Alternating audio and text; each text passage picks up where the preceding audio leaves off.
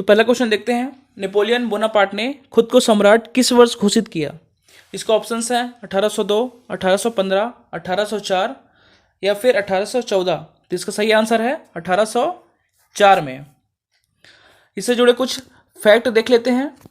यह फ्रांस का शासक था। कहाँ का? फ्रांस का। और वाटरलू के युद्ध में इसकी पराजय हुई थी। कब हुई थी? 1815 में।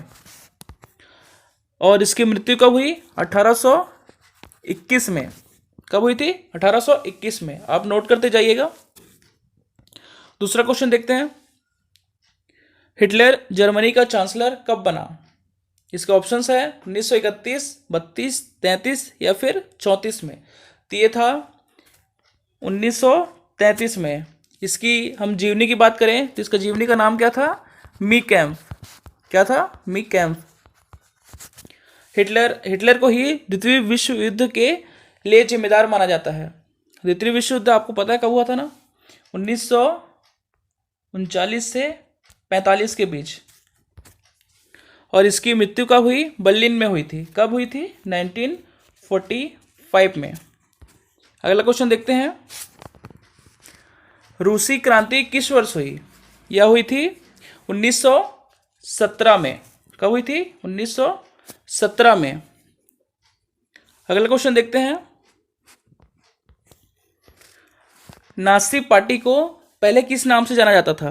तो इसे पहले जाना जाता था नेशनल सोशलिस्ट पार्टी के नाम से। किसके नाम से? नेशनल सोशलिस्ट पार्टी के नाम से। अगला क्वेश्चन देखते हैं, फ्रांस की क्रांति किसके शासनकाल में हुई थी? तो यह हुई थी लुई 16 के। इससे जुड़े कुछ फैक्ट देख लेते हैं। लुई 16 1774 में, कब? 1774 में फ्रांस की गद्दी पर बैठा और एक इकलौता यही शासक था जिस पर देशद्रोह का आरोप लगाते हुए इसे मृत्युदंड दिया गया था। तो आप इसे नोट करते जाइए।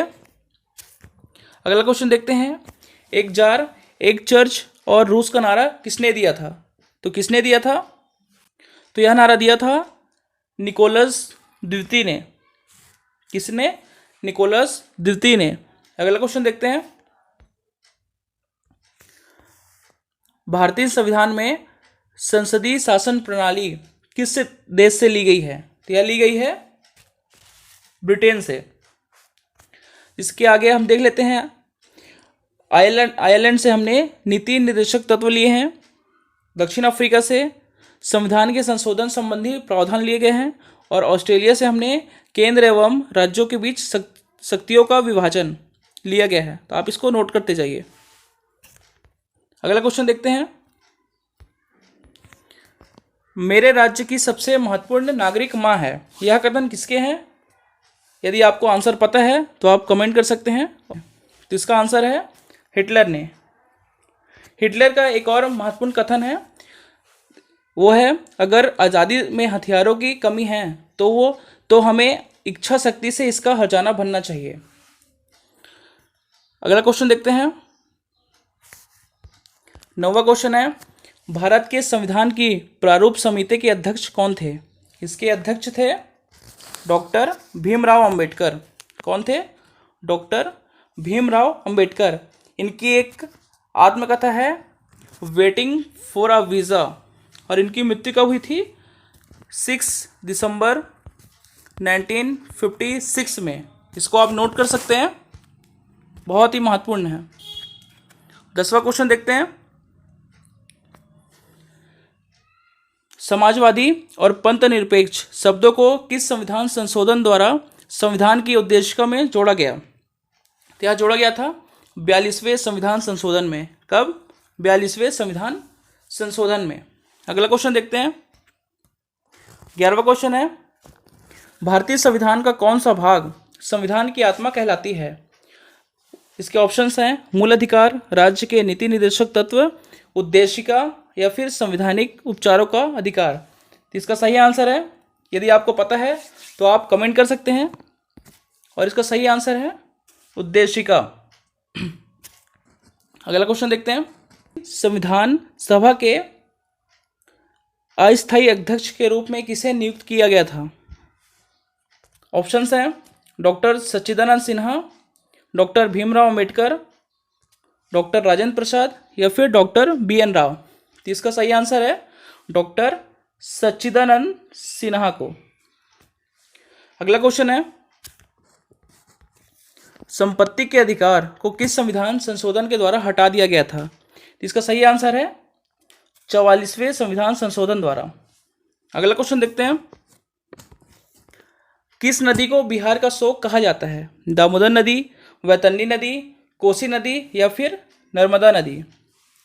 ये एक डिजास्टर मैनेजमेंट का सवाल है, तो आपको वहाँ भी देखने मिलेगा। तो इसका सही आंसर है कोसी नदी को। दामोदर नदी है, इसे बंगाल का शोक कहा जाता है। इसे आप नोट कर लीजिए, बहुत ही MP क्वेश्चन है। अगला क्वेश्चन देखते हैं, भारत का एकमात्र सक्रिय ज्वालामुखी कौन सा है? बारातांग, एतना ज्वालामुखी, बैरन द्वीप या इनमें से कोई नहीं? तो इसका सही आंसर है बैरन द्वीप। ये कहाँ है? तो ये है अंडमान निकोबार द्वीप में। 16वां क्वेश्चन देखते हैं, राष्ट्रीय आपदा प्रबंधन प्राधिकरण किस मंत्रालय के अंतर्गत आता है? इसके ऑप्शंस हैं विदेश मंत्रालय, प्रदूषण मंत्रालय, पर्यावरण मंत्रालय या फिर गृह मंत्रालय। इसका सही आंसर है गृह मंत्रालय। अगला क्वेश्चन देखते हैं, 17वां क्वेश्चन है, गुजरात भूकंप एक प्राकृतिक आपदा है जिसे भुंज भूकंप के नाम से भी जाना जाता है। ये कब हुआ था? 2001 में। इसी वर्ष भारतीय संसद में आतंकवादी हमला भी हुआ था। इसे आप नोट कर सकते हैं। और एक और जरूरी बात, भूकंप की तीव्रता को रिएक्टर पैमाने से मापा जाता है। अगला क्वेश्चन देखते हैं, मानव जनित आपदा है। आपको पता है आपदा दो प्रकार की होती है, एक तो होता है मैन मेड होता है और एक होता है नेचुरल। तो इसके ऑप्शन देखते हैं, रासायनिक, नाभिकीय, ग्रीष्म लहर या A और B दोनों। तो इसका सही आंसर है A और B दोनों, रासायनिक और नाभिकीय दोनों मानव जनित आपदा है। अगला क्वेश्चन देखते हैं, सामान्यतः किसी देश का विकास किस आधार पर निर्धारित किया जाता है? प्रति व्यक्ति आय, औसत साक्षरता दर, लोगों की स्वास्थ्य स्थिति या उपरोक्त सभी? इसका सही आंसर है उपरोक्त सभी। प्रति व्यक्ति आय, औसत साक्षरता दर, लोगों की स्वास्थ्य स्थिति, इससे किसी भी देश का विकास निर्धारित किया जाता है। अगला क्वेश्चन देखते हैं, 20वां क्वेश्चन है, महात्मा गांधी राष्ट्रीय ग्रामीण रोजगार गारंटी योजना अधिनियम किस वर्ष पारित किया गया? ऑप्शंस हैं 2005, 2007, 2009 या फिर 2014। तो इसका सही आंसर है 2005 में। पहले इसे नरेगा के नाम से जाना जाता था। 2009 में इसका नाम पड़ा मनरेगा। इसका फुल फॉर्म होता है महात्मा गांधी राष्ट्रीय ग्रामीण रोजगार गारंटी अधिनियम। 21वां क्वेश्चन देखते हैं, एक वस्तु अधिकांश प्राकृतिक प्रक्रिया से उत्पादन किस क्षेत्र की गतिविधि है? इसके ऑप्शंस हैं प्राथमिक, द्वितीयक, तृतीयक या फिर सूचना प्रौद्योगिकी। इसका सही आंसर है प्राथमिक। अगला क्वेश्चन देखते हैं, 22वां क्वेश्चन है, ऋण के औपचारिक स्रोतों में शामिल नहीं है। इसके ऑप्शंस हैं बैंक, सहकारी समिति, नियोक्ता या इनमें से कोई नहीं। इसका सही आंसर है नियोक्ता। अगला क्वेश्चन देखते हैं, स्वयं सहायता समूह में बचत और ऋण संबंधी अधिकतर निर्णय लिए जाते हैं बैंक द्वारा, सदस्यों द्वारा, गैर सरकारी संस्था द्वारा या इनमें से कोई नहीं। तो इसका सही आंसर है सदस्यों द्वारा। अगला क्वेश्चन देखते हैं, भारत में राष्ट्रीय उपभोक्ता दिवस मनाया जाता है। ये कब मनाया जाता है भारत में? तो ये मनाया जाता है 24 दिसंबर को। इससे जुड़े कुछ तथ्य देख लेते हैं। 1986 में इसी दिन भारतीय संसद ने उपभोक्ता संरक्षण अधिनियम पारित किया, अर्थात भारत उन देशों में शामिल है जहां उपभोक्ता संबंधी समस्याओं के निवारण हेतु विशिष्ट प्रावधान हैं। तो आप इसे नोट कर सकते हैं।